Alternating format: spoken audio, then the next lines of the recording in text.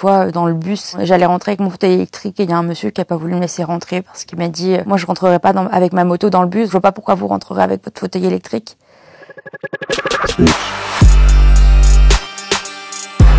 Pour moi, la France n'est pas un pays accessible. En tout cas, on a énormément de progrès à faire par rapport à d'autres pays comme les États-Unis ou l'Angleterre. Par exemple, à Paris, ça se voit au niveau des transports. On peut pas prendre le métro, on peut prendre que certaines lignes de RER. Et ensuite, au niveau de l'accessibilité dans les boutiques, dans les commerces. Moi, dans ma rue, par exemple, je peux rentrer dans quasiment une boutique sur 10 au grand maximum. Le moindre ressaut ou la petite marge de plus de 6 cm pour un fauteuil électrique, c'est un obstacle infranchissable. Quand je vais chercher mon pain, je peux pas rentrer, je reste devant la boutique. Pendant quasiment 1 mois et demi, j'ai pas pu aller en cours parce que l'ascenseur était en panne, qu'il y avait pas de solution et qu'on nous donnait pas finalement de salle au rez-de-chaussée. Et puis finalement, un jour, je suis restée coincée au 7e étage avec l'ascenseur en panne, donc on a dû appeler les pompiers. Ça a été assez embêtant parce qu'il fallait me redescendre. Finalement, ça leur a servi de leçon et puis à partir de là, on a eu une salle au rez-de-chaussée et on a pu trouver des solutions. L'accessibilité, finalement, c'est